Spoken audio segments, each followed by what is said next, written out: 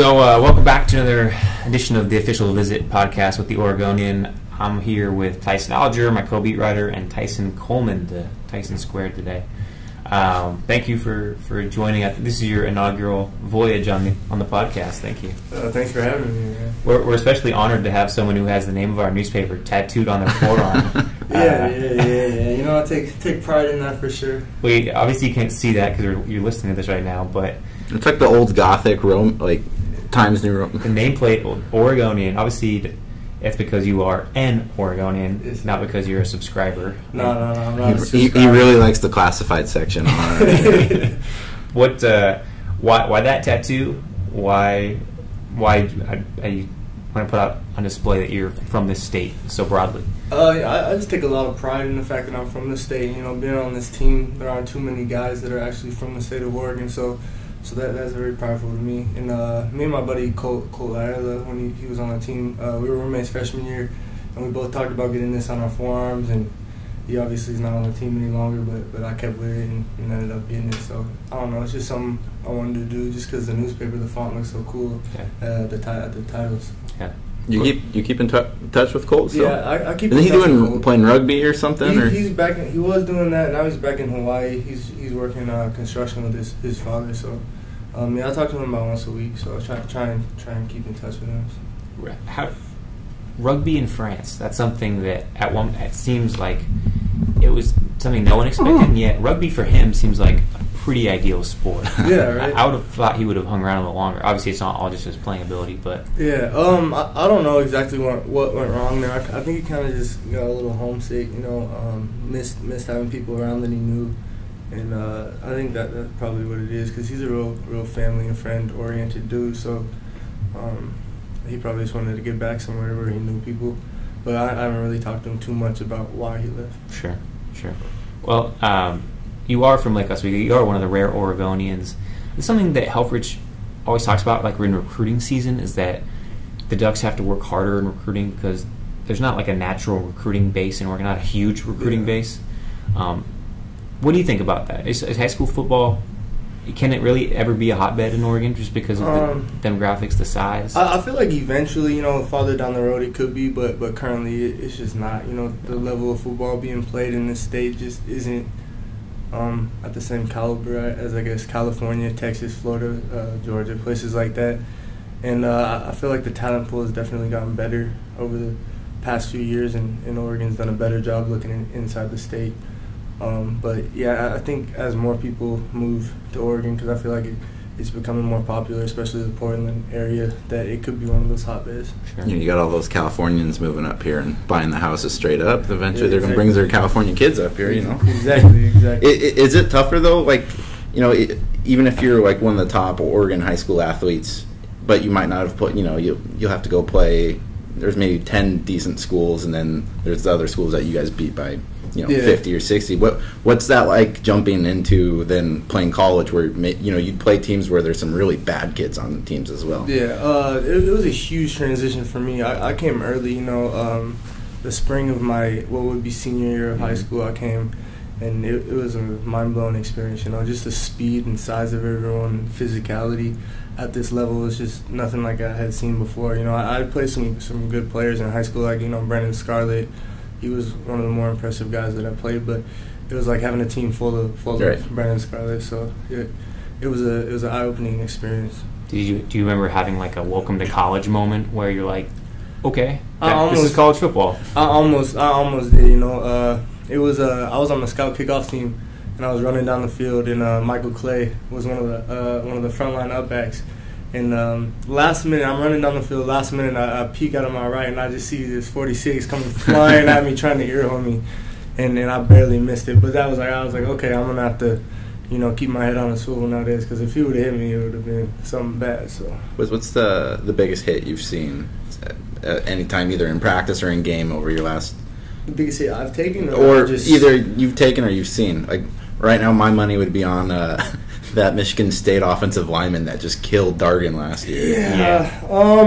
That was a big hit. Wait, who was it that was waving him on too? It was Dior. Dior, yeah, just like I got you. It was Dior, but I was up there too. And I went to the quarterback. It was an easy decision for me. I saw a big offensive lineman or a quarterback. In my mind, I thought Dargan was going to outrun dude, but yeah, that was a pretty big hit. And I'd say my redshirt freshman year, there were a lot of big hits. With Kiko Alonso out there, he used to lay the wood on people. Yeah. But I think some of the bigger hits I've seen in Oregon, or when T.J. Ward played here, he used to light people up, and he still is. Still is, exactly. He seemed like a guy who, kind of like Boyette, John Boyette too, where it's like, not that he'd whiff on a guy, but he either hit him, he just leveled him, or maybe he was out of position or something like that. It's like a high risk, high reward type of hit. Kind of like maybe Eddie Pleasant in remembering that too. TJ, I remember he would just, if he saw it, he was going to go, and if he was wrong, he was going to be wrong full speed. So that's something I really like about the way TJ plays. Just the ferocity he plays with, and if he's gonna miss big. So that's something our coach tells us a lot too. So he actually has the biggest hit I've ever seen. Holiday Bowl 2008. The quarterback. Yes. I think Zach Robinson runs out, and on the replay, the quarterback's body is quite literally bent in half backward because of a hit that TJ did. But you see that one? Speaking of Oregon guys, the one that Eric Dungy took last week for Syracuse. Yes. The Lake Ridge kid. Yeah, the Lake Ridge kid. His back was. Yeah. No, I didn't see that. He looked like that one looked like he was snapped too. It was like, ooh. He's slender. Yeah, he's a skinny kid, but he didn't win that job. Someone else I think got injured, but he was a true freshman basically playing, and it made it so he couldn't play against LSU last week. But that one looked like a bad thing. Yeah. Well, I mean, good for him. Lake Oswego representing. So we were joking about this before we started recording, but a lot of your teammates were saying that we need to talk to you about your muscles. Actually, the exact quote from Jeff Locke was, "If we want to fill 30 minutes, we can just ask you about your muscles." So. Now, we were talking to the sports information director, Dave Williford, about this, joking about it before you came out, and he said that sometimes if he needs to come find you, he'll just go to the weight room after practice, and you'll be doing like a second lift. Yeah. What's your? He calls it dessert. Exactly. That's the dessert. What's your routine like? Usually after practice is over, I like to go and get some treatment. Stretch out a little bit, let my body cool down. But then I like to hit the weight room one more time. Just because I feel like I'm a senior now, and I have nothing else to do for pretty much till meetings. So why not get an extra lift? And that was something I picked up from Kiko Alonso. He used to. Any chance he got, he would be in the weight room, doing extra bench press, squats, whatever it is. And obviously it worked for him, so I thought that would help me out a lot. And it has. I've put on about 35 pounds since I've gotten here, and I contribute that a lot to the extra lifting that I've been doing. So. And are there lifts you would do after practice, like in that second lift of the day, that you wouldn't do any other time, that you're trying to get extra stuff in for? Yeah, I do a lot of like bench press, whether it be dumbbell or barbell, just because a lot of what I do is just that initial strike, just straight hands to the chest of a lineman, and they're obviously a lot bigger than me, so I need to work on getting some resistance, and just getting some extra strength.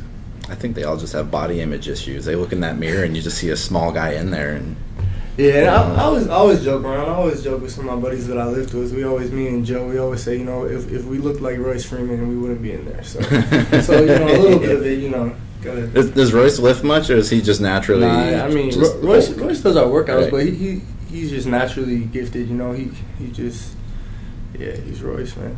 Bo Jackson too. Your position coach Eric Shenander was saying that that Joe Walker is the strongest pound for pound guy. Like there's an actual formula they have. It was between maybe him and Ty Griffin. Yeah. Is that true? Yeah, man. I think Joe power cleaned 390 this offseason, which is ridiculous. I can barely get over 300 pounds. So, Joe motivates me to lift a lot as well. He's a stronger dude, so I have to keep up with his numbers, or attempt to. So. He's good motivation and a good lifting partner. So Joe's a guy that I think we'd like to have on the podcast. We should have had him. We should have both you guys. Maybe, but Joe's notoriously one of the shyest guys. Once you put a mic in his face, he just clams up, and then when you turn it off, you'll have a good conversation with him. But I don't know if we could fill 30 minutes with Joe talking. Oh, put him in here with me, and we could fill 30 minutes. He's my roommate, so we have a lot of chemistry. I get him to talk. So what we'll do next time when we do the Joe Walker podcast, we'll just have you in kind of the background, and you can give him like cue cards. Yeah. Perfect. Yeah. Sounds good. So you can lift all you want, but you have to eat too. Like how much are you guys eating? Because I bring this up because some guys leave the team and immediately shed, like Andre Y, Sam Camp. They're down 50, 60, 70 pounds. Yeah. How much do you have to eat to keep up? You have to eat. I have to eat a lot. If I just eat normally 3 meals a day, I'll be back down to 200 pounds within a few months. So yeah, I try to eat probably like 4 big meals a day, and then probably like 4 or 5 snacks mixed in there throughout the day, whether it be like a protein smoothie, a protein shake, or a protein bar. Smaller meals. So What's considered to be a big meal?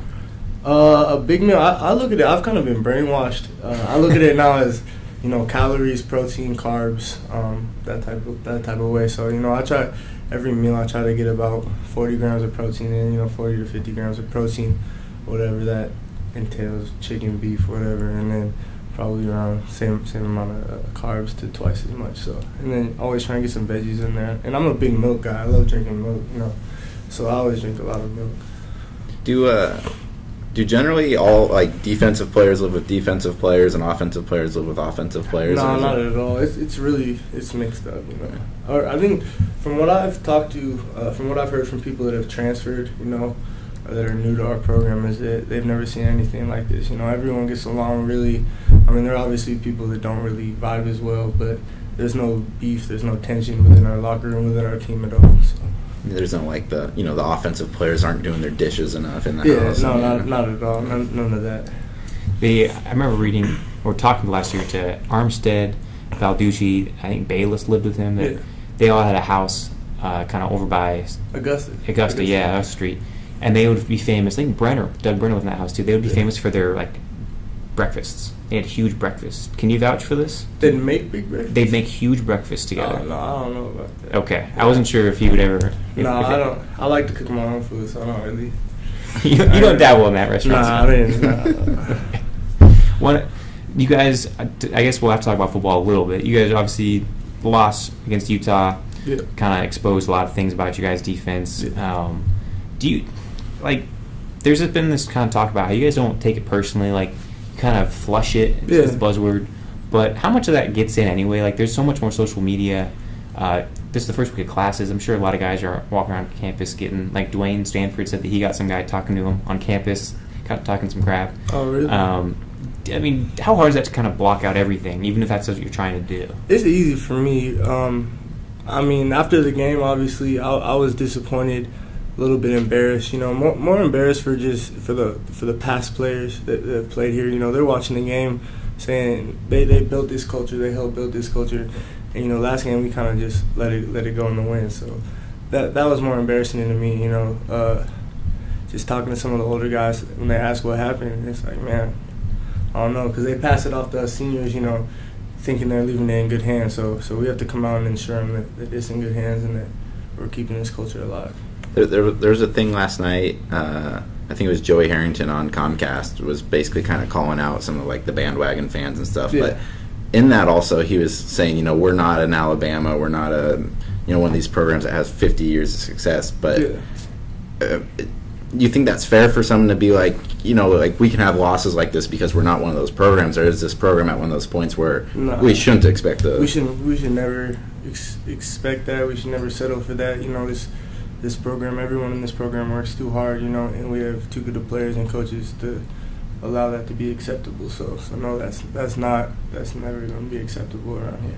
You guys ready for this week to finally get here so we can stop talking about this? Absolutely, man. I can't wait for this week. Hopefully we can go out and play a complete game. Special teams, offense, defense, and really show people that we can bounce back, and when we face adversity, we grow from it. I asked a couple guys this today. Do you? Social media is pretty pervasive.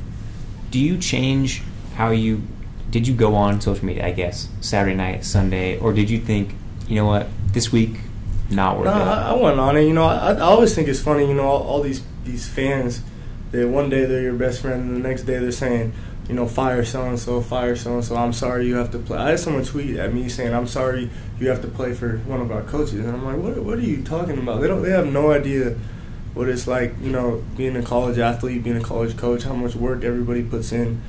And, it was us that we weren't executing out there. It wasn't the coach's fault. So that stuff gets a little frustrating to me, all these people that think they know everything. But then at the same time, you just got to remember, most of them probably never played football past high school. So you just got to keep a mindset that the only people that matter are the people in this building.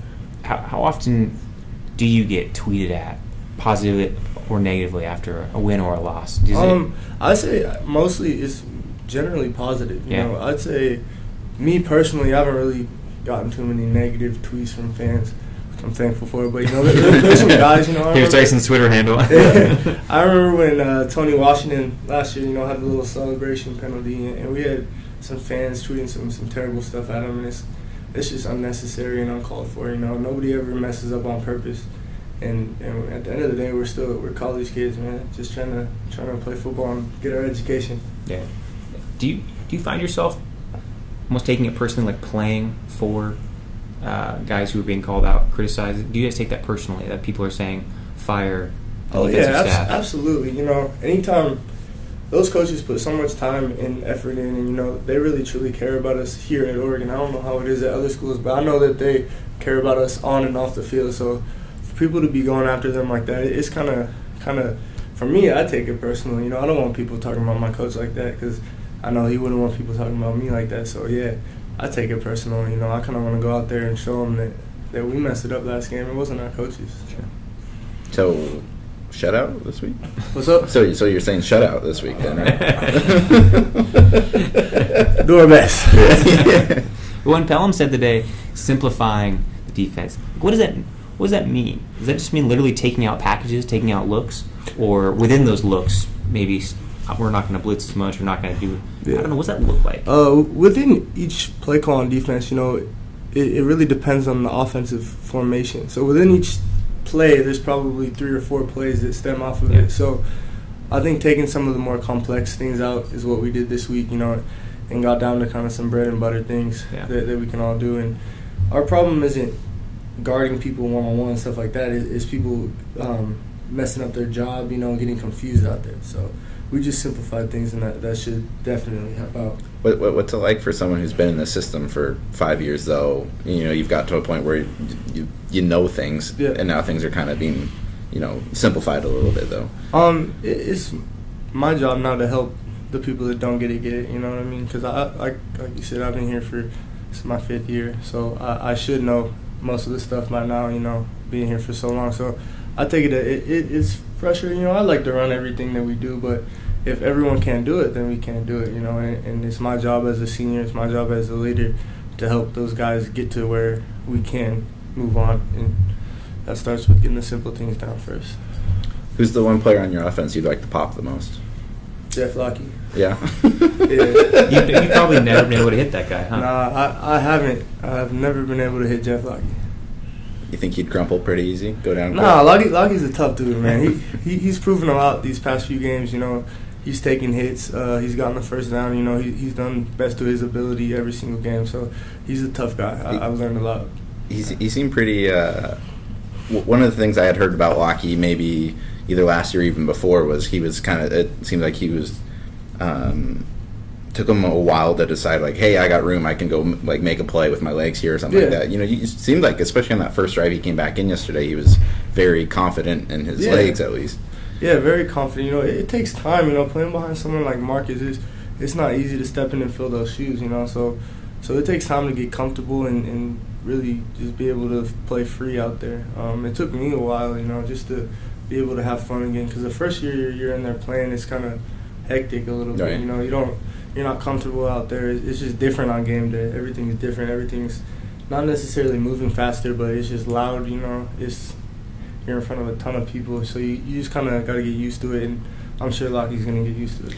There was a conversation going out with the media before you guys came out of whose departure hurt more, Marcus's on offense or Eric Dargan's on defense. Yeah. What do you think? Both guys are tremendous leaders. Obviously Marcus is a Heisman Trophy. He was a winner. decent So player. I'd have to say his probably hurts Yeah. a little bit more, but Dargan was pretty much the captain of our defense last year. You know, he was always making calls, making sure people get right, whether it's linebackers, other DBs, whatever it is. But I think another guy that we miss a lot is Troy Hill at cornerback. You know, we kind of. I mean, I know I personally didn't cherish having him as much as we should have because he was kind of a shutdown corner last year. Yeah. And he really did a good job just kind of locking down one side of the field. So him and Defoe. Okay, so who replaces Dargan's role as the biggest talker on the defense? Tyree Robinson's out there trying to do his best job talking. You know, he's a young dude as well, and he still has some things to work on and improve like we all do. But he's doing a great job, like kind of leading those younger guys. What about best trash talker? Yeah, what about that way? Best trash talker. 'Cause I feel like that's a void when he left the program. Oh yeah, nah. It's got to be Joe Walker, right? Absolutely not. Joe the Hound Joe the Hound Walker, man. Follow his Twitter. I think it's the Hound Pound. We can't in good faith endorse that, but I can. But trash talker. I mean, I might take the title. I get fired up out there. I usually talk trash for Joe. You know, he makes a big play. I come over and let the dude know about it because you know Joe. He just looks back to the sideline next play. Yeah. Interesting. Okay. All right, so you hitting the weights after this? What's we're hitting the end of the podcast here. So what's next? What's next? Nah, I gotta go get a massage. I hit my weights past 2 days. Today's my day off. Get back in there tomorrow. All right. Is this one of those like sports massages where they just kill you? Cause they need you like you're a piece of dough. Yeah, it's not necessarily massage envy or anything like that. You know what I'm saying? It's more elbows and thumbs. So That's thumbs. Yeah, elbows and thumbs. Huh. What's the fingers? You guys obviously play with gloves, but I feel like on defense, you guys have been like banged up. You know, after getting stomped on or getting stuck in face masks. Yeah. Is that something that maybe people wouldn't necessarily think about? Like aches and pains of fingers and toes, man. Your fingers are always jammed. Your toes are always bruised up. You know, people stepping on you. Every time I make a tackle, I think I get stepped on at least, or my hand hit by a face mask. There's a lot of things people don't understand about this level of football. You know, our coaches say you're never going to be 100%. Nobody's ever 100% playing. Like, literally no one on our team is 100% ever. So, How much extra jabbing and poking is there at the bottom of a pile?